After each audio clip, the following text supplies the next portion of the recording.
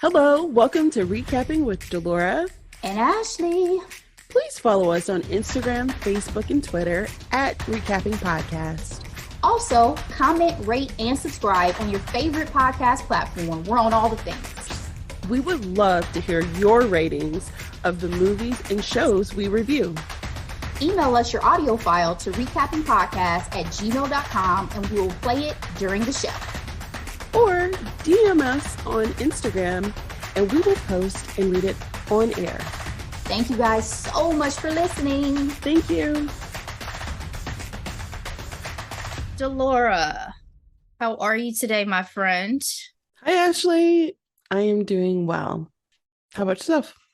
I'm good. Do you enjoy a little light torture every now and then? You enjoy little, experimentation, some BDSM. I don't know what else you could put in that genre, in that category, but do you enjoy a little pain and torment? I don't kiss and tell, Ashley. Well, guys, the only reason why I ask is because on the show they were recapping today, we could definitely say that she falls in the category of enjoying probably more than a little light torture, because we're talking about Wednesday Addams in the series Wednesday, released on Netflix on November 23rd, 2022. 8-hour-long episodes. I mentioned this during our Headlines and Hot Topics episode last week, that this was definitely on my list of faves from 2022. And according to Variety, Netflix announced shortly after its debut, the series set a new platform record for most hours viewed for an English language series in its first week, with over 341 million hours. Since then, the show has grown to become the second biggest English language season of television on Netflix, with over 1.2 billion hours viewed within its first 28 days, among other streaming series records. The series is already renewed for a second season. Very exciting. Let me give you guys a quick summary.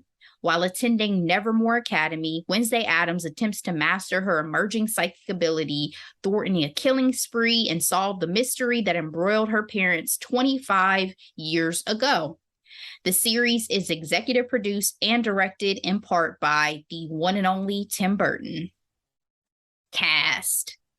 Wednesday is portrayed by the one and only Jenna Ortega, doing her damn thing in this series. A star. She's a star. Morticia is portrayed by the one and only Catherine Zeta-Jones. Gomez, portrayed by Luis Guzman. Principal Weems by Gwendolyn Christie. Enid by Emma Myers. Bianca by Joy Sunday. Xavier by Percy Hines White. Tyler, portrayed by Hunter Doohan. Pugsley, portrayed by Isaac Ordonez. Thing, portrayed by Victor Dorobantu. Miss Thornhill, played by Christina Ricci, the original of our generation, the original Wednesday. Love her.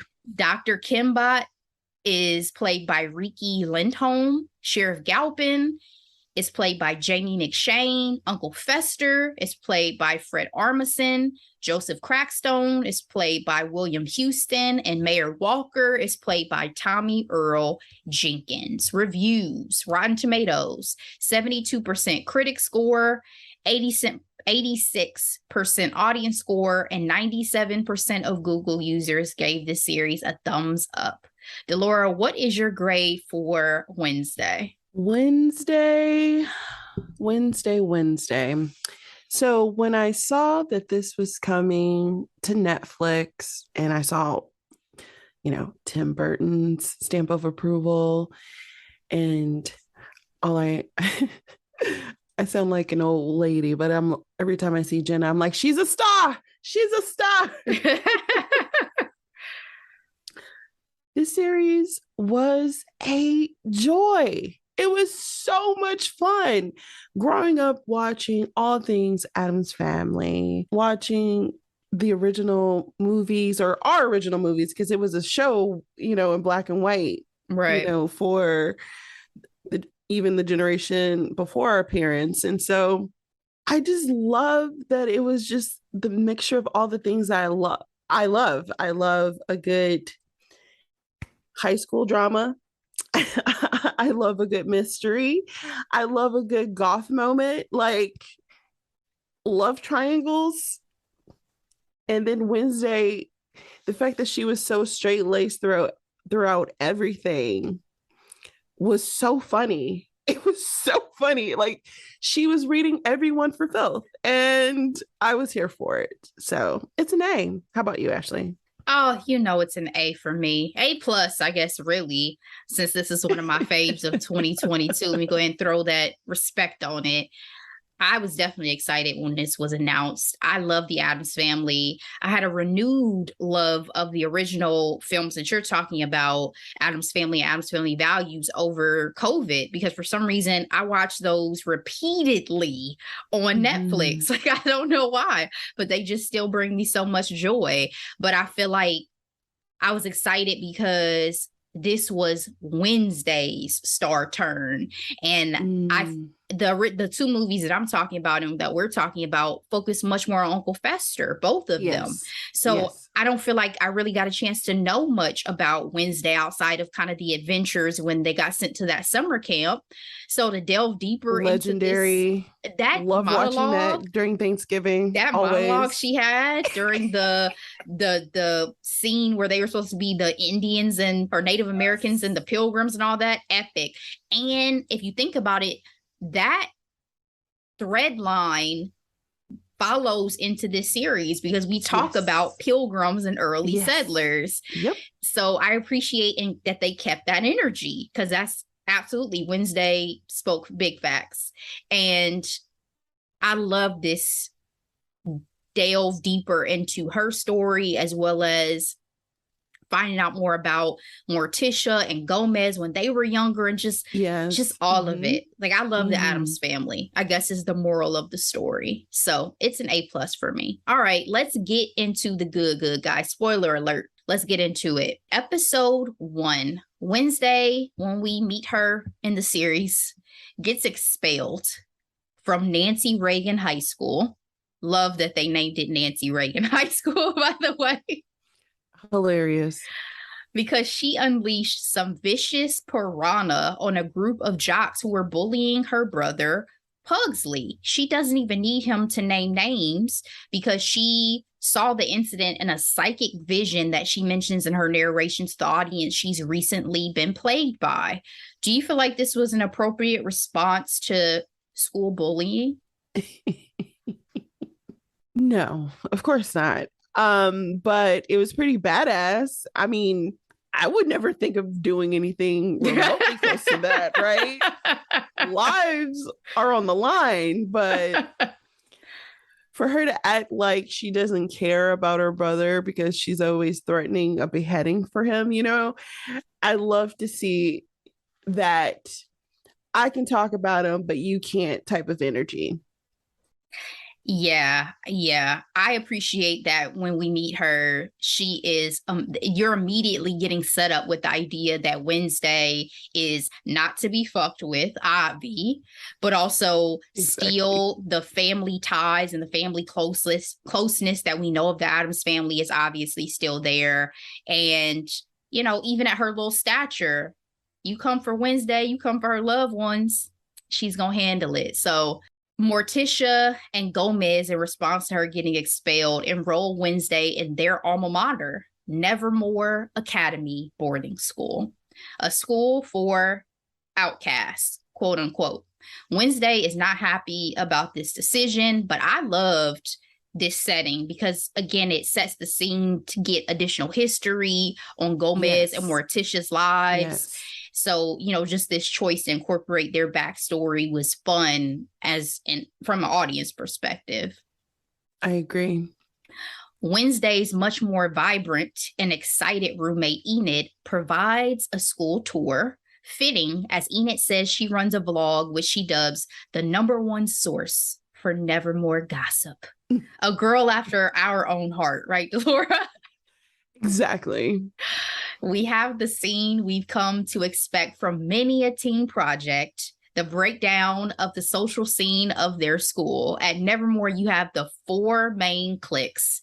You have the Fangs, which are vampires, the Furs, which are werewolves. Enid is a part of this group.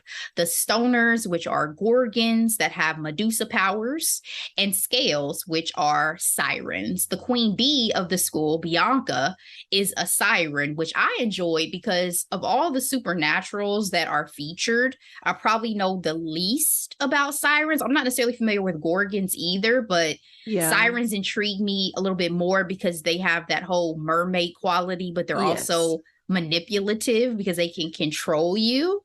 Yeah. Actually, that's what I loved a lot.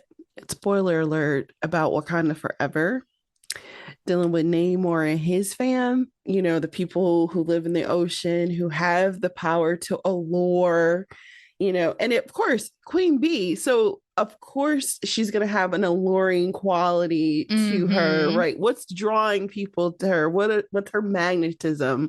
And it also taps into, there's a lot of African lore about mermaids and the ocean and things along those lines that I feel like people need to be reminded of, because there's always this association that like Black people don't get wet, and do. Yes. There's actually, for some of the African countries on the coast, on the continent, Black people who surf, like shocker.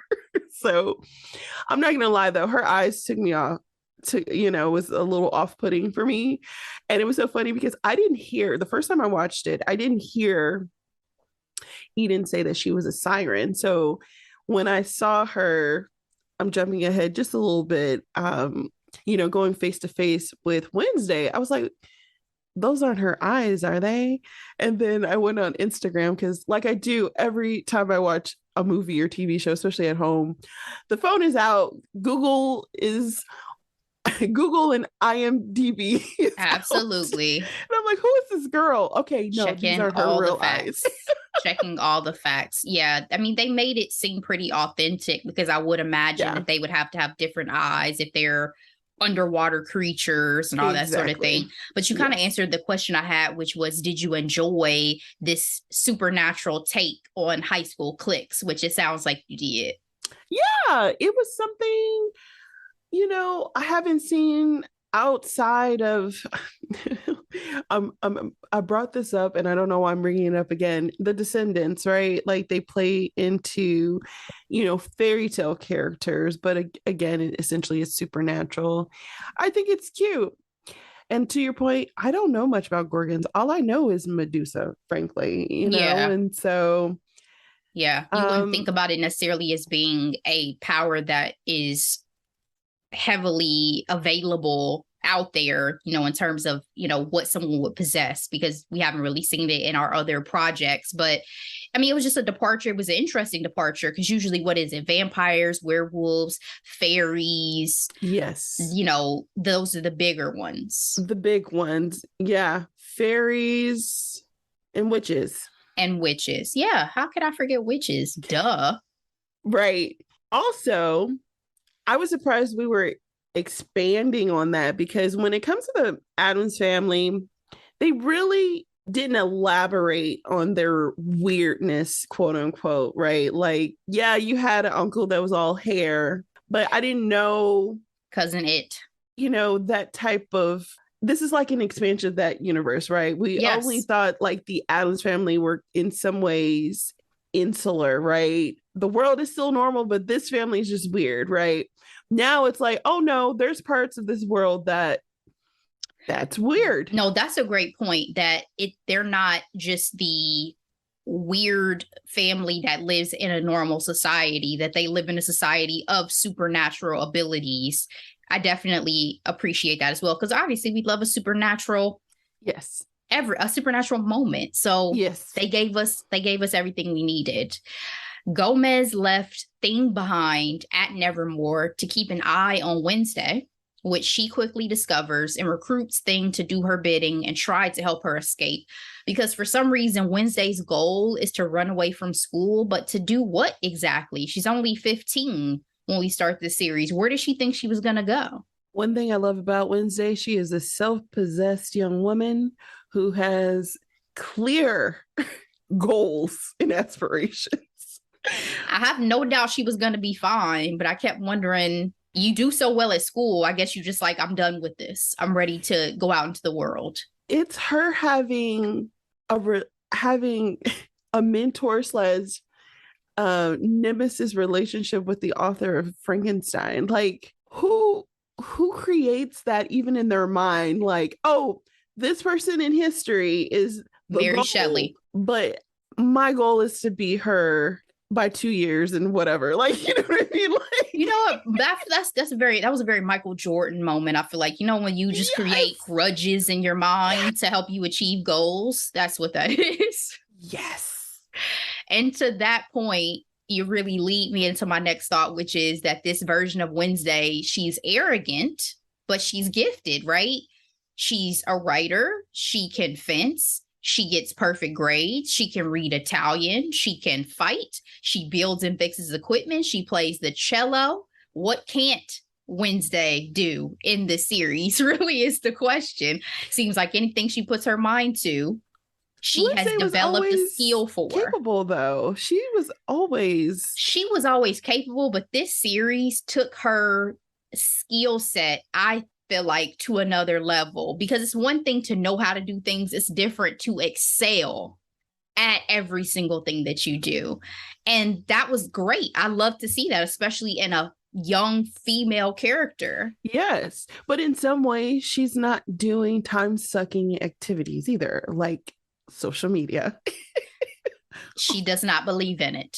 She does not believe in it. We all need a little more Wednesday in us, I think. Exactly. Well, especially when she said, I dedicate an hour a day to her writing. I'm like, yes, sis. But then she had the cutting remark that, oh, Enid, if you did the same, maybe your vlog would be, you know, legible or, you know, readable or whatever she said. I'm just like, Jesus, you are mean. She read everyone to filth. Yeah. And yet everyone was attracted to her in one way or another. It's fascinating. Wednesday encounters the townspeople of the nearby city Jericho for court-ordered therapy, and they are not very welcoming to Nevermore students, to say the least. But she does spark up a relationship with the sheriff's son, Tyler, who is willing to help her get out of town. In this episode, she also sparks a connection in Wednesday's way with Xavier, Bianca's ex, who saves her from being killed by a falling gargoyle statue. Apparently, this was him returning the favor from her saving him when they were 10 years old. Fellow student and outcast amongst outcasts, Rowan, who Wednesday had defended, tries to kill Wednesday twice.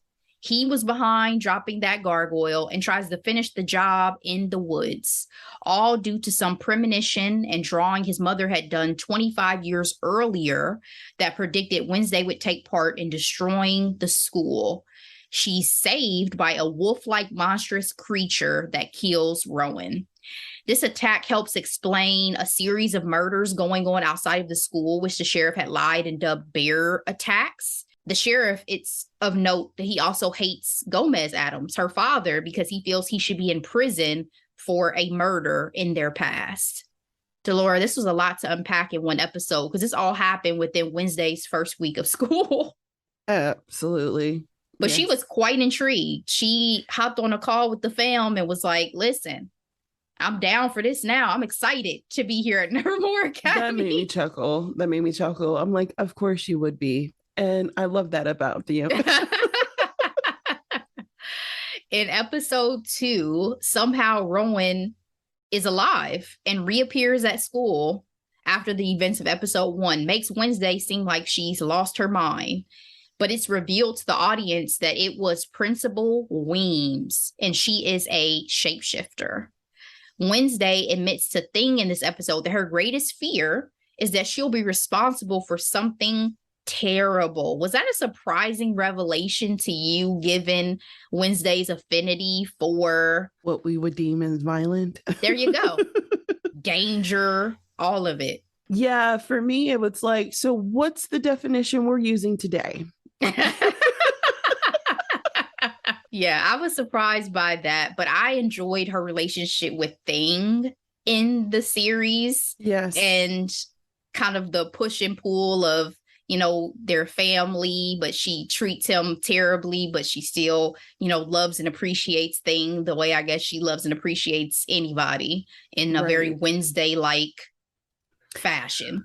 And to that point, in terms of family dynamics, I really don't remember Wednesday being so antagonistic towards her mother. She wasn't. I didn't think so. Like, she wasn't. So in this series, it's very teen angsty. Very like, I don't want what you have. And also very teen like, thinking you know everything, right? So it's like, oh, I don't want to just be at home and, with waiting for my husband or whatever. And it's like, oh, you don't really know their story. She didn't really know their story, right? Again, 15. They definitely haven't shared everything with you just yet. So chill out. The Bianca Wednesday rivalry was turned up a notch with the annual Poke Up in this episode. Very Harry Potter-like to have some type of competition for the students. It's the blending of all the faves, right? Yes, all the bit of Twilight, a little bit of Mean Girls, a little bit of what's the other one we talked about? Carrie is gonna be in a part of this. Yes. So they definitely picked and pulled from, and even Clueless. I mean, they picked and pulled from a lot of teen comedy dramas from our era. And the Poke Up was a school tradition with no rules. Wednesday and company won, but what did you think of this dynamic between Wednesday and Bianca? Did you take a side? Did you feel like Wednesday was coming in hot? Did you feel like Bianca deserved to be dethroned? What'd you think? I feel like the rivalry between Wednesday and Bianca had a lot to do with ego on both sides. So Bianca feeling insecure about the new girl, right? Like there's competition. And then Wednesday being great, but never having to have that tested really. And like she has never had anyone really go toe to toe to her like that. Very true. And so was I choosing the side? Of course I was choosing Wednesday, but Wednesday, she's not what I would call an anti-hero, but she's not always easy to root for. I have to be honest, casting this Bianca person as her nemesis was hard for me to just actively root for Wednesday. I was conflicted sometimes. I was like, yo, I don't know if I'm necessarily going for Wednesday. I know as her being the main character of this series, that's what y'all want for me to do. But I mean, Bianca's been running the show for a while. She's definitely good at all of these same things that Wednesday is good at, if not better in certain ways. Like when she bested her in fencing, the only thing that frustrated me in that moment was that I felt Bianca was being a bully. So with that scene, it was like, well, go ahead, Wednesday, go ahead and knock her down a peg or two. But there were a few other scenes I was like, I don't know, because, you're coming in and there's this heat between you and her ex. That's always going to cause friction and, the dynamic in class. And just, I was like, I don't know, bruh. I don't know. I will say this, though. I do feel like between the two of them, I probably leaned a little bit more on Wednesday's side, only because Wednesday wasn't gunning to be Queen Bee, number one chick, head in charge or whatever. For me, it was like Bianca being threatened over her insecurities. But it's like, if you really looked at what Wednesday wanted, she didn't want what Bianca had. That's very true. Her mere presence was causing an issue that she never tried to cause. But at the same time, Wednesday can be very off-putting because she can be rude. Let's be honest. She is Rude. Yeah. Let's be honest. So again, that's why it's like it's not just so cut and dry for me, because it's like the same time. But you were like, even her dynamic with Enid, like I was like, yo, Enid, smack her. Like, do not let her talk to you like this. Not right. One of my Not favorite violence. tropes.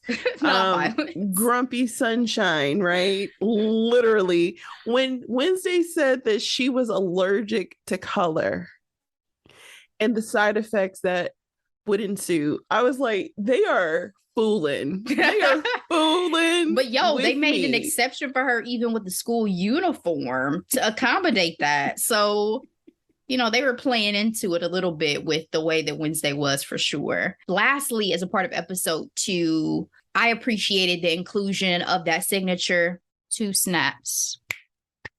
That was the secret to unlocking the student society, the nightshades that Wednesday had been looking for the connection to Rowan and that book that he tore that picture of her from. So appreciate the callback to that version of the Addams family. In episode 3, Wednesday was less than thrilled with the Nightshade squad once they were revealed, complete with her nemesis Bianca and her potential boo thing Xavier. But she got what she needed, the book with the prophecy that includes a mysterious pilgrim who turned out to be Joseph Crackstone, Jericho's quote-unquote founding father. It's outreach day at Nevermore Academy, Delora, in which the school students go to Jericho to volunteer and mingle with the townsfolk. Did this free Labor Day, because let's call it what it is, seem purely political to you? Because you had Principal Weems apparently even talking about how she made a generous donation to the mayor's re-election campaign. Of course, everything's political, Ashley. Even the whitewashing of the history. Like, what sense does it make to have a group of students who are descendants of people who were clearly oppressed by this community and its founding father? Like, what the fuck? And I feel like this is when we start getting into the not just know your history, but how much of the history did all of these folks know about? Because when we start getting into the story of Joseph Crackstone and the, atrocities that happened to outcasts, is everybody literally just overlooking that? Or is it like a lot of people just being ignorant and not actually looking into the actual town history and calling this man a founding father and wanting to erect a statue in his honor? Where do we fall? Right. But it was definitely super political. And I mean, literally political, right? It was a bonding between the principal of the academy and the mayor of the town in order to keep both of them intact, in order to protect him and his town, because a lot of the Nevermore funding went into the town. Yes. And then Principal Weems trying to keep everybody on the good foot so that, basically the townspeople don't come with axes and fire and try to either burn the school down or shut them down, because that's oftentimes what happens. See, we're just like you. Mm-hmm. We're friendly. We're the friendly monsters. Ooh, it's giving me chills because it's like so gross. Yeah. Wednesday had her most vivid vision to date in the episode and learns the fate of her ancestor from 400 years prior, Goody Adams, who Joseph Crackstone attempted to burn, alongside others he deemed outcasts. At the unveiling of Joseph Crackstone's bronze statue in Jericho, Wednesday sets it ablaze with Things Help. Do you feel like this was a message sent, or just her getting revenge for the vision that she saw? Do you feel like she was trying to let everybody else know that he wasn't fit to stand in the town square, or was it purely for her own enjoyment? I think Wednesday does most things for her own enjoyment. Agreed. She's not going around wondering what people think about her and her actions or words. Agreed. Very good point. A major discovery this episode regarding that monster that killed Rowan and has been killing others is that it's human. Did you fear for Wednesday's safety once you found this out? And did anyone stand out for you at this point as a suspect?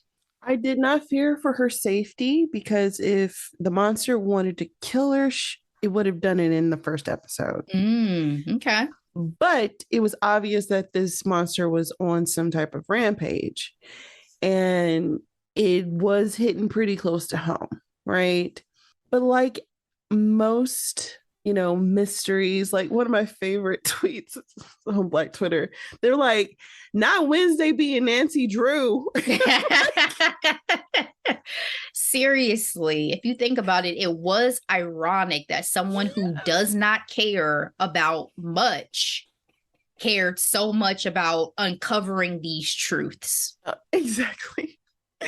And so, like a good whodunit, just like our last recap for Glass Onion, there were multiple suspects, right? So, I mean, it could have been anybody. It could have been Enid. Definitely Tyler and Xavier were top two for sure. But I never thought Bianca or Ajax or anything like that was a part of it. But yeah, the guys for sure. I never thought Enid, but that would have been a hell of a twist. Oh, I did, because don't let the rainbows fool you. No, that would have been a hell of a twist. Ooh, that big reveal too. Ooh, that would have gave me chills if it had been Enid. But I also didn't trust Miss Thornhill either.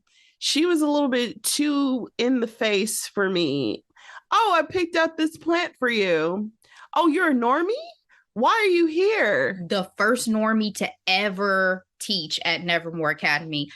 I agree with you that Tyler and Xavier were at the top for me because I was wondering why they were interested or wanted to be close to Wednesday. Miss Thornhill, also Principal Weems was on my list. Very suspicious. Now, I will say with her, I didn't know if my suspicions was solely, like when I found out that she was roommates with Morticia, I was like, there's some undercurrent here. Seemed like she got a chip on her shoulder. Yeah, and it's like, and she hadn't necessarily been the kindest to Wednesday either. Even having that quote unquote history with her mother. So yeah, the principal was definitely a suspect, but she also felt like a pawn for covering up any and everything to keep the school open and running. Yeah, she just had these very weird lingering smiles that I didn't trust.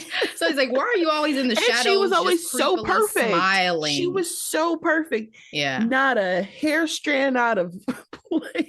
But that goes to show the image, like the way she always was. She was trying to project this image. Yes. In order to be accepted into society, which again, very unfortunate.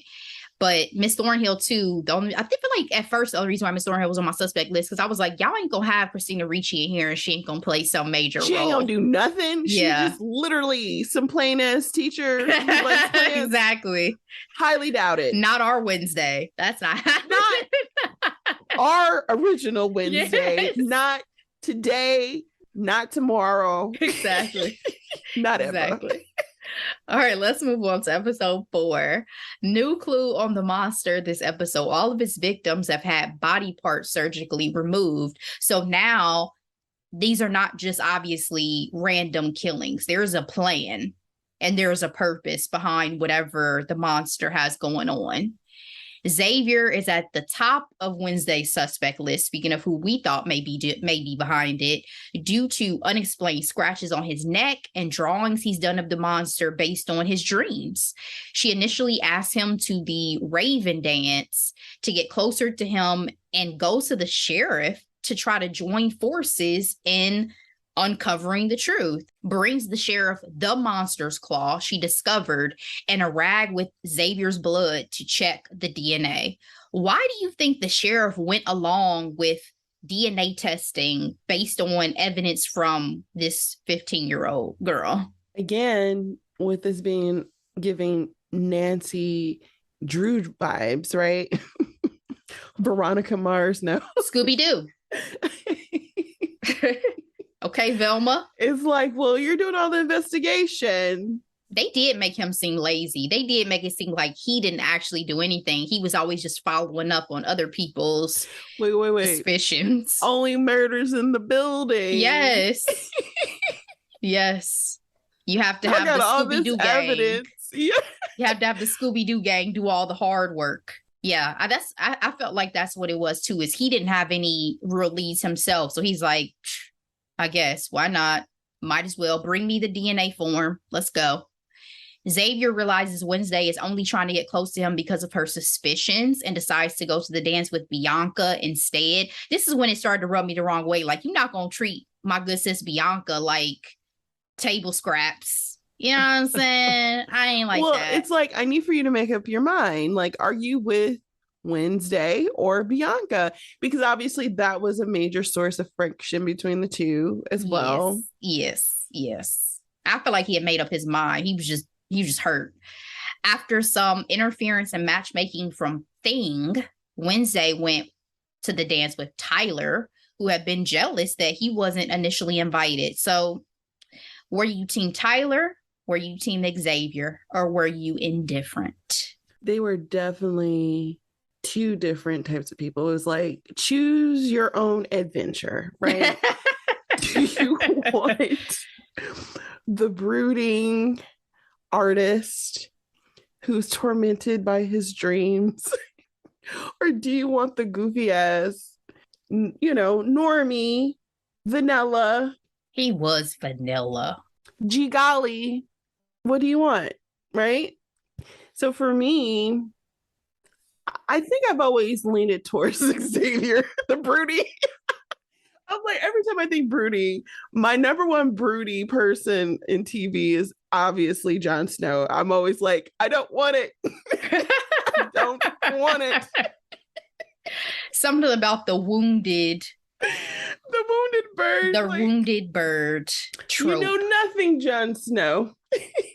Jon was just so innocent too. That was another layer on him. He was so innocent. And it's like, I'll teach you things.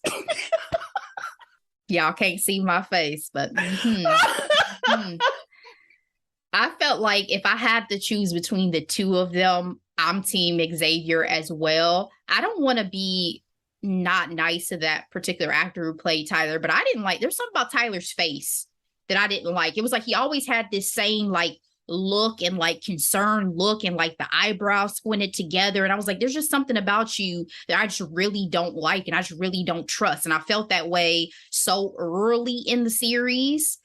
And it just like, I was like, I don't really gravitate towards you as a person. So in that way, I was team Xavier, but at the same time, both of them were suspicious in various ways. So it was like, I can't trust either of you because that y'all really have Wednesday's best interests at heart.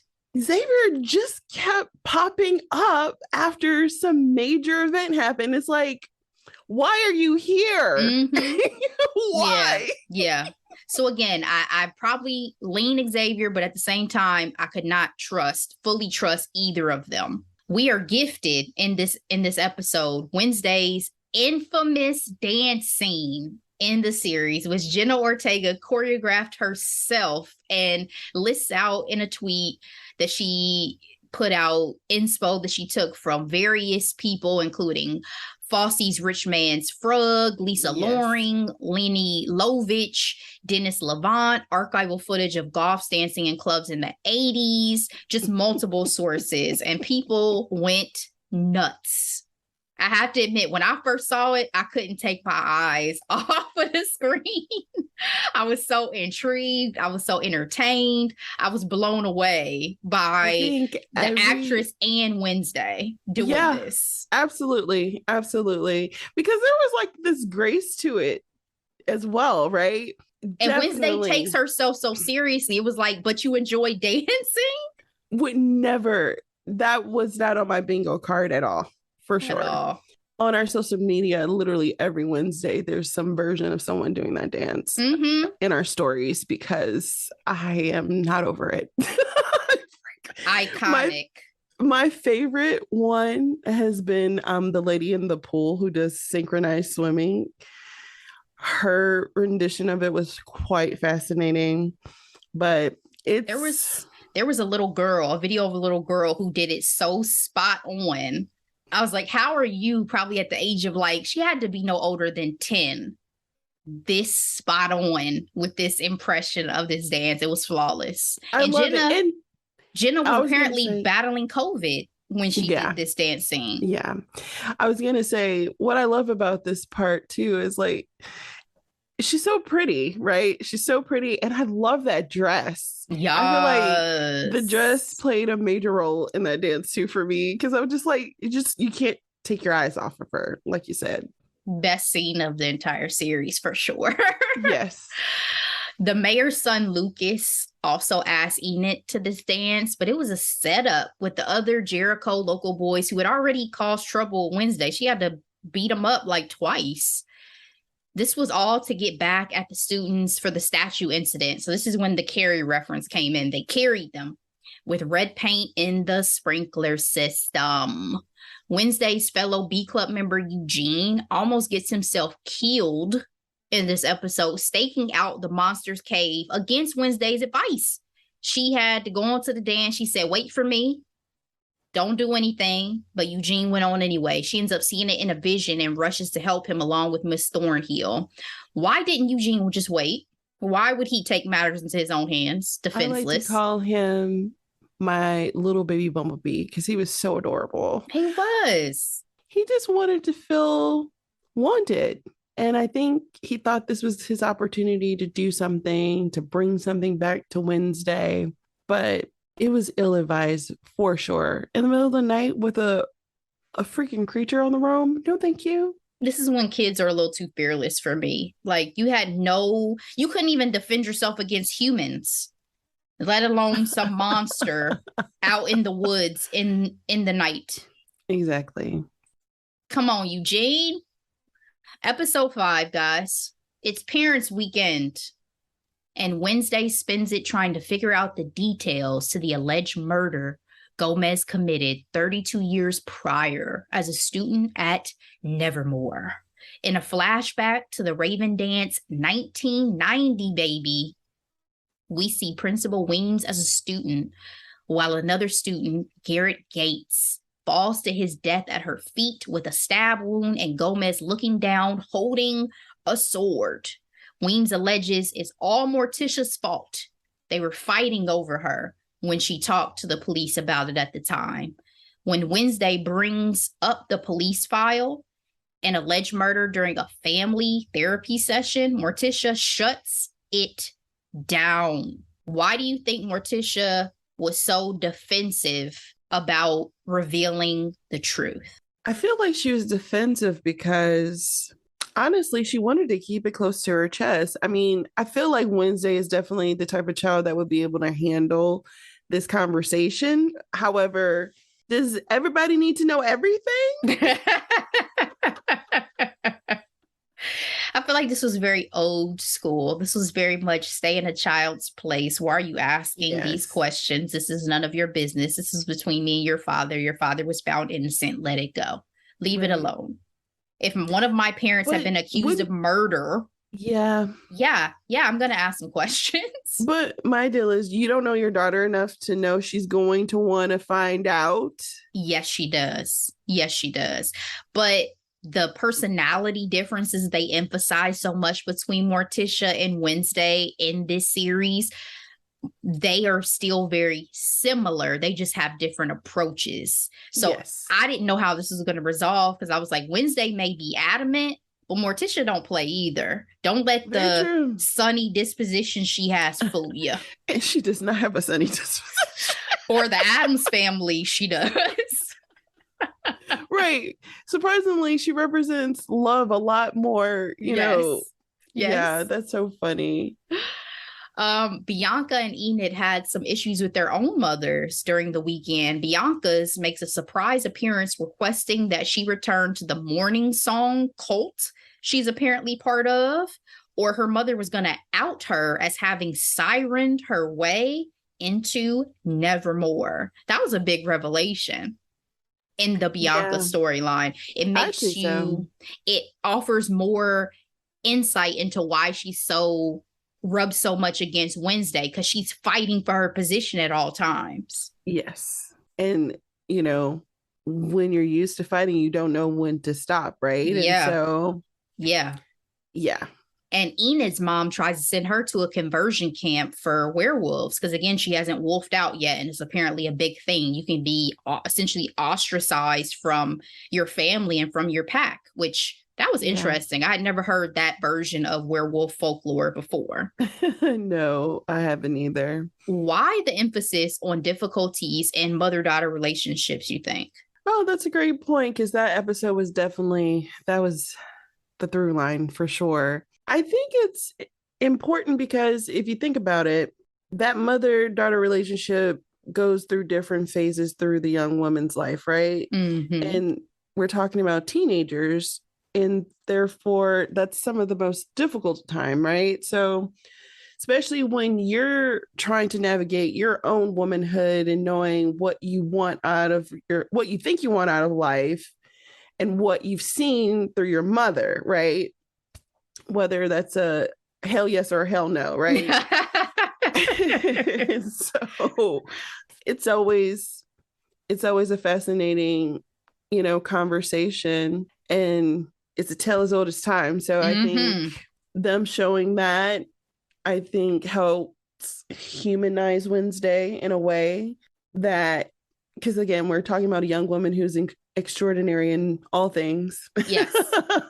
Yes. But her family dynamics, shapes her into being who she is, 1000%. When the coroner allegedly commits suicide and leaves a note claiming to have falsified the coroner's report for that Garrett Gates murder, the sheriff has the proof he needs to arrest Gomez. Morticia confesses to Wednesday to actually being the one that killed Garrett to save Gomez, and he took the blame for her. Wednesday and Morticia dig up Garrett's body to confirm Wednesday's suspicion that he was poisoned. They get arrested for it, but in a vision, Wednesday sees that it was Garrett's father who gave him nightshade poison, and that poison broke in his pocket during the fight with Gomez, and that really was what ultimately would have killed him. The plan had been to kill all the students at the school because the Gates family, as a descendant of Joseph Crackstone, hated outcasts. The mayor knew about all of this, Delora. He'd been sheriff at the time, and he covered it all up for his own sake and reputation. Drops charges against Gomez after a visit from Wednesday and Morticia. Thanks to this walk down memory lane via the school yearbook, Wednesday finally discovers that Principal Weems is a shapeshifter. When confronted, Principal Weems declares to doing what's best for the students and the school. Do you agree with the decisions that she's made, particularly covering up the murder of Rowan? And are Weems and the mayor the same? Absolutely. They are opportunists who are both driven by their public image, right? Optics. All optics, and by any means necessary. So, of course, she acted like she was Rowan, because I feel like, I don't know if they were able to really express it in the series, but I always felt like the undercurrent with Principal Weems was like the school is holding on by a thread, right? In terms of its ability to exist, its ability to stay in this community. And there was like a level of desperation whenever something came up, that she was like, how can we nip this in the bud as fast as possible? Yeah. And so I feel like the mayor did that for the city as well. I feel like the only difference that I took away from it was that the mayor seemed like his motivations were more selfish than Principal Weems. It felt like he didn't necessarily even care about the town. He just liked the stature that he had as being the mayor. Whereas I really do feel like Principal Weems cared about the school and about the students. I just don't think she necessarily always had the best strategy for how to deal with that. but that's hard to judge. I was in my mind right now as you were talking, comparing her a little bit to Professor Xavier and X-Men and thinking about what would Professor Xavier do? He also was charged with caring for a school of mutants, of outcasts, and that balance between keeping all the students safe. Did he tell the students everything when all those major events happened in X-Men? Or did he only tell those main professors, Wolverine, Jean Grey, all of them who needed to know to help protect and keep everybody safe? You know, I think that's a hard balance, especially when you are a minority class of citizen that is under threat. Like, I feel like it's the stakes are way higher. So I agree. That's the main differentiator for me. So I was like, Wednesday, maybe go a little bit easier, because if you were in this position, you don't know all of what you would have to do either to keep the ship upright, to keep everybody intact. So that was my only takeaway from that. I had to give Principal Weems a little bit of grace. That was a good example with X-Men. Thank you. Let's move on to episode 6. It's Wednesday's sweet 16th birthday, and while her friends lure her out to Crackstone's crypt for a surprise party, she's much more interested in summoning her relative Goody to help understand and control her psychic abilities. During the scene, I was thinking, like, what did y'all think Wednesday's response was going to be? Did y'all think she was going to be excited? This is Wednesday. The question is, do you know her? Right. Do you really know her? Y'all brought her a cake. Like, that's so just not on brand for how Wednesday would want to celebrate her birthday. I'm like, look at her collecting friends. Location wise, though, on the nose, they had that together because it helped her continue her investigation, right? And at the end of the last episode, Fire Will Rain was burned onto Nevermore's lawn. And when she gets to the crypt, she realizes that's also etched in Latin on his crypt. Clearly not a coincidence. In another vision, Goody warns her that Crackstone is coming and then directs Wednesday to the Gates family mansion. The mayor gets hit by a car on his way to tell the sheriff his thoughts on what's going on after also visiting the Gates mansion. Clearly, he was on to something. Wednesday tricks her Scooby-Doo gang of Enid and Tyler into checking out the Gates mansion with her. Now, as a Black person, there is no way in the hell I would have joined Wednesday in her house search. How you feel about that? Like, you not, and if I drove too, I'm gonna see y'all later. You have fun. I would not be volunteering as tribute for that. No, thank you. No. And split up. And you want me to go to the other side of the house. Oh, you got me all the way fucked up. There's no way. And we live in a world where people are trying to revive the dead. No thanks. Girl. Because what all did they find in that house, right? They found the car that was used to hit the mayor. They found an altar to Joseph Crackstone with fresh candles. Yes. They found Laurel Gates' room, Garrett's sister, cobwebs cleared, bed made, even though she allegedly died 25 years ago. And they find all the missing body parts from the monster's victims in the basement. House of Horrors. Absolutely. The house is cleared out when Wednesday makes it back with the sheriff, and he's pissed because Tyler was attacked by the monster, apparently. Forbids her from seeing him and pursuing the case. Enid's pissed too, and she moves out for a little bit. Was Wednesday being reckless and putting people's lives in danger in this episode? Yes. It's like, we're still talking about teenagers. I know you're extraordinary, Wednesday, but not everybody, the game ain't for everybody. And you also can't protect everybody. Even if you're confident in your own abilities to protect yourself, you could have really gotten them killed. Absolutely. Let's wrap the series, Delora. We are to episodes 7 and 8. More dead bodies to add to the count as we approach the end of the season, including Mayor Walker, who was murdered in his hospital bed. Uncle Fester comes for a visit, wanted for armed robbery because it couldn't be without incident. And he identifies the monster as a Hyde, as in Jekyll and Hyde. Sends Wednesday to the diaries of the Nevermore founder in the Nightshade Library for more information. Hydes are unlocked through trauma, hypnosis or chemical inducement and controlled. So very Frankenstein-esque, right? That there's a monster, but there's also a master that is pulling its strings. Great. But, you know, when you live in a world of supernatural, I guess everything's on the table because a hide was not something I would have come up with at all. No. And then even just the way they created this lore, right? Having someone control it versus the, you know, classic story of Jekyll and Hyde. Yeah, I guess the Jekyll and Hyde portion is just supposed to be the fact that you're going from human, to monster. Yeah. But for sure, that's why it's me, Mary Shelley, Frankenstein. Yeah. You got to add that level in there as well. Tyler finally got Wednesday on a date because for some reason he still wanted to, even after the alleged attack, and took her to Crackstone's crypt and decked it out for a picnic and a movie. This was a funny scene because he said it was a scary movie and it was Legally Blonde. But the look on Wednesday's face was horror. Yeah. It's like read the room. I loved it. I thought it was very, again, talk about do they know Wednesday? He knew that was going to be something that was going to rub her the wrong way. So for her, it was a scary movie. Yeah, it was. But I'm still surprised he showed it to her though. But that was cute. Thing is stabbed and almost killed while guarding that damn diary.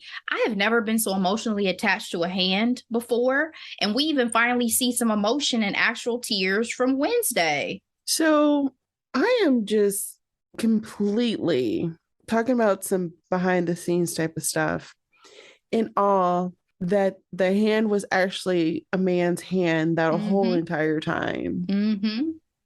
Like, what type of hand exercises does he do on a regular basis to not like cramp up? Like, his hands are so expressive. They searched for him too. I mean, he's a pro, so he did a phenomenal job. Because again, I was very emotionally attached to Thing. I was like, y'all cannot. How y'all gonna kill Thing? Right. In this series wouldn't be right. Wednesday suspects Dr. Kimbot, her therapist, as the master and Xavier as the monster. But when Dr. Kimbot is killed as well, Wednesday frames Xavier and gets him arrested. But surprise, surprise, Wednesday was wrong, guys. By kissing Tyler, she has a vision and sees him kill Dr. Kimbot and transform. She kidnaps him with the help of the Nightshades and tries to torture him, but is busted by the sheriff after the Nightshades bail and go to Principal Weems. What were your thoughts on the confrontation at the police station between Wednesday and Tyler when he finally reveals the truth? You can't always fall for that gee golly attitude, right? I knew it. I was like, I never liked your face, bruh. It reminded me of that term called masking, right? You know, you were talking about that constant crease. It's like, yeah, he was working overtime. I do love the fact that she was like, of course, my first kiss is with a killer. With a psychopath.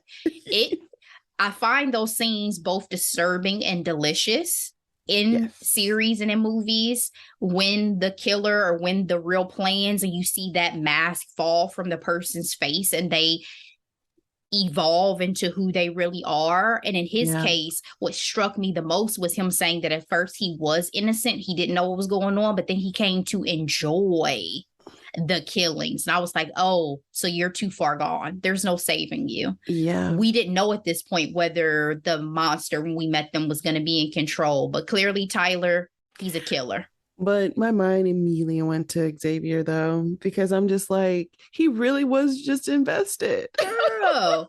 And you framed him. You framed that boy. There's no coming back. I'm sure there is a pathway, but it'll be a long one. Long winding path. And what bothered me once this grand reveal came out, too, as you think about it, he was so similar to Wednesday.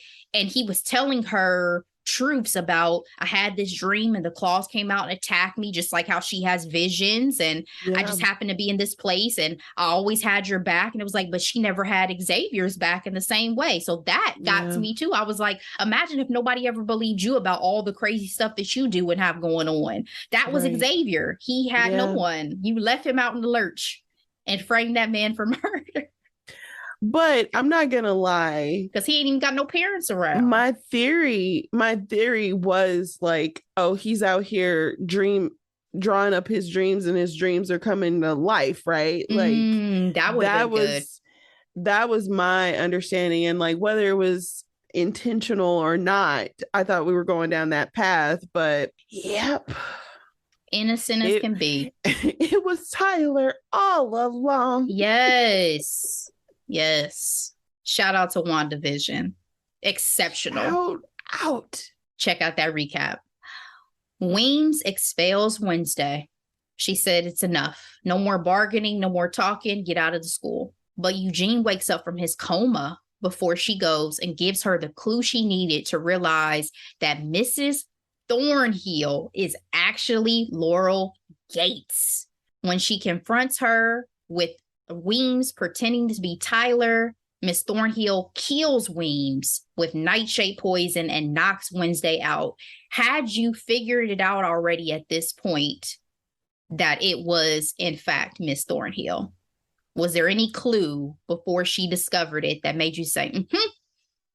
So at this point, it was the process of elimination, especially with this missing family member who is quote unquote presumed dead, right? And I was like, you do not bring Christina Ricci into this series to do nothing. Yeah, and her not play a pivotal role, as we said. But the moment I realized it was Miss Thornhill was when she was confronting Dr. Kimbot and she talked about flowers. And I was like, oh, no, you got that wrong, sis. It's the teacher who deals with plants. That has to be the connection. It's not just your therapist. It's the person who deals in plants. That was the thing. I was like, oh, it's Miss Thornhill, bruh. It has to be Miss Thornhill. So that was only like a little bit ahead of the grand reveal, but it was still really satisfying when they had that altercation in her conservatory or whatever you call it. But I didn't want Principal Weems to go. No, I need of course her. not. Can she come back? Like, this is bogus. I don't want this. And especially in this way, because Principal Weems had finally gotten on the same page as Wednesday and was finally gonna realize the truth and all of that. And I was wondering too, because I was like, Tyler isn't this docile. What's going on with Tyler here in the background? So when that was revealed, it was like, we got her. Damn it. The grand plans Laurel had were to resurrect her ancestor, Joseph Crackstone, to rid the world of outcasts. Needed Wednesday as the direct blood descendant of Goody Adams, because when Goody killed Crackstone, she cursed his soul with the blood lock. The resurrection worked, and Wednesday is nearly killed, but thanks to some foresight from Morticia with that necklace, help from Goody, she lives. With assists as we round out this episode from Enid, who finally wolfs out, Bianca, and Eugene, she's able to kill Crackstone for good, capture Tyler, and to be determined on what she actually did with Laurel, aka Miss Thornhill. We see her kick her in the face, but where is she? Yeah, we didn't get that closure. No. That's for sure. That's lingering. Wednesday hugging Enid at the end of the series definitely showed a lot of growth over the course of the season. It's one of my favorite parts. I definitely got emotional. I did too. Yeah. Especially because the way that Jenna Ortega hugged her was so special. Like, it wasn't just like, oh, I'm gonna wrap my arms around you. It was like, I put my face into your shoulder. Like, it was a I need you hug. Yeah, it was so beautiful, especially because you get that initial reaction, that expected Wednesday reaction, like, why are you touching me? Yes. And then you realize you see that relief on her face. It was so beautiful and touching. It was. We do have cliffhangers in the series, not just the Laurel, what happened to Laurel, but also Wednesday received some stalkerish texts on a new phone that Xavier gave her. And Tyler, like she just got the phone. She just got the phone. It wasn't even a cool 5 minutes. And Tyler seemingly monsters out and possibly escapes police custody. So, Delora, final thoughts for season 1, and then give me any predictions for season 2. Season 1 was so good. Yeah. So good. Like, we talked about our love for the Addams family, especially from the 90s, but I'm such a huge fan of Tim Burton's, right? Like, same favorite director. Edward Scissorhands. I mean, even freaking Sweeney Todd, anything with him and Johnny Depp, really. The only miss they've ever had for me was Charlie and the Chocolate Factory. I hated it. Oh, but I that Michael Jackson face. It was so disturbing. And Gene Wilder, I guess he was so whimsical in his performance originally that I just perfection. Yeah, for sure. Johnny Depp was a creep. You think Timothy is up for it? We'll see. So I just love how he's able to produce and make these like movies and TV shows, and there's such a fun gothic ride in terms of predictions. Okay, so we got a chance to explore this love triangle in season 1, and when both guys ultimately ended up hurt before like all the big reveals, I'm like, what do you expect from a girl who gives you nothing? Wednesday has given them nothing besides them thinking she's cute and interesting and fascinating, but she never told them, you know what I mean? Like, she even told Tyler, you're making a mistake. Liking me, you're making a mistake. What are you doing? So, like, I'm not a good friend, let alone girlfriend. When they became wounded puppies, I'm like, this is self-inflicted at this point, right? Basically. But I want to see Wednesday develop some type of relationship with someone. I would love to see that. It may be too soon for me. Maybe a little too soon. You think so? She's 16. I think it's not her age. I think I need to see her develop relationships as a whole before we dive into love. Like friendships. Yeah, let's start slow. Interested to see the Bianca side of things, because you know that storyline is still wide open. Yep. Love to see Enid in her new life as a full werewolf. Really random, but you know, the internet is a fascinating place. And in, you know, some of the Wednesday research and things like that, there's a whole tribe of people who are obsessed with Yoko's character. She was the vampire. Mm-hmm. Chic. Okay. Very. Every, like, they were like, I need more of her. I'm like, she was like peak it girl for sure in terms of like her look, her attitude. So I'm like, I see you, internet. Overall, it was a fun ride.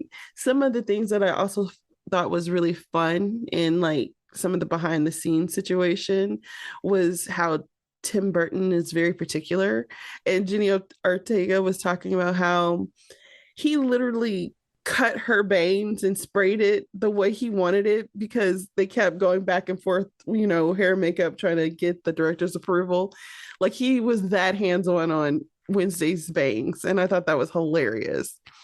And the fact that she doesn't blink. Like, if you ever watch the series again, she does not blink, and that's intentional. Mm-hmm. She's a star, baby. What about you, Ashley? I'm obsessed with this series, man. I just don't know any other way to say it. I loved it so much. I'm so glad we got to go into Wednesday's story. My predictions for season 2, though, I think that Pugsley's going to come to the school. Now that she's been there for a little bit, I think Pugsley's going to eventually come. And I think now that the principal position is open, I wonder if they're going to incorporate some other Addams family member into the dynamic with the faculty.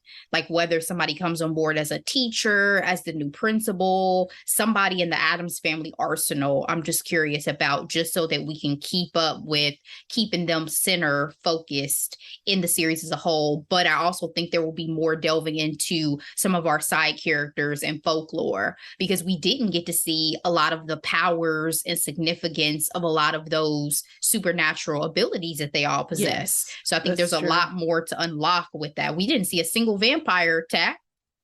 We saw one werewolf attack. We saw barely a little bit of the Sirens doing their thing. Ajax stoned himself. So, and I didn't see how he got out of that. I want to know how that. We got to see these kids. For him. We got to see these kids unleash this magic, So, but I have to say, I loved Uncle Fester. I thought that was just pitch perfect when he showed up. Fred Armisen played the role to perfection. Yes, for sure. So that's it. That's all. I think whatever they do with season 2 is going to be exciting. I'm on the edge of my seat waiting for it. So hopefully they don't take too long. Let's get this season 2 produced and let's get it out. So here's the deal. Don't take too long, but do it right. Right? Yeah, they're going to do it right. Tim Burton is not going to let them do it wrong, but just don't make me wait. Like one of my hidden gems, I'm going to talk about Ginny in Georgia, that feels like I waited 11 years to get a season 2. Okay. Speaking of hidden gems, Delora, what you got for this weekend for the good people? Yes, Ashley, I have 2 this week. Since we are talking about teenagers and high school and cliques, this movie available on Hulu, Darby and the Dead, rated PG-13. It's an hour and 40 minutes long. It follows a young girl after suffering a near-death experience. As a young girl, Darby Harper gains the ability to see dead people. She becomes introverted and recluse from her peers. But all that changes when Capri's unexpectedly dies in a freak accident. This movie came out December 2nd. It stars a beautiful Black girl named, I believe her name is Rael Downs. It has the young lady from Moana and Chosen Jacobs, who is in our Sneakerella recap. So check that out. I love this movie so much because it's everything that I love. It's like that transformational moment. It's centering a Black girl who goes to a school called the Frederick Douglass High School, but we're also in that sunny California, rich kid school, like a la Kissing Booth, how like, oh my goodness, we're in high school, but we live in beachside houses. It was giving all of those vibes, and it was so cute. It was so cute. I literally cackled. And then, of course, we have the supernatural element, which I thought was worth bringing up since we just recapped Wednesday. All right. My second hidden gem is not quite hidden because this is award season bait. It is called The Menu. Came out again 2022, rated R. It is considered a horror/thriller. It stars Anya Taylor-Joy, Ralph Fiennes, or what people like to call Voldemort. It's a star-studded cast, and it's very pretentious. It's interesting because they talk about it's a conversation on the culinary arts and how far people are willing to go to be the best. I do not love this movie the way I love Darby and the Dead, but it was a fascinating watch. It was well acted. It was beautifully shot, beautiful location, and the story itself was very stressful. So once I saw it looked like a dinner party gone wrong, I was like, yeah, this probably ain't gonna be the one for me, but yeah, it's intense. It's available on HBOMax. And like I said, it's definitely Oscar bait. So check it out. Ashley, what's your hidden gems? All right, I have 3. I already mentioned my first one, which not hidden because it's number 1 on Netflix right now. And that's Ginny in Georgia season 2. My God. You guys understand how long it feels like I waited for a season 2. We recapped season 1, and it is one of our most popular recaps. Sleeper hit, really, because we had no idea. Because that show was all over the place. But when I tell y'all that season 2 made me cry, I cried. Good. I haven't watched it yet, guys. And I was wrong in my guess on the finale. So it kept me hooked throughout all of the episodes this time.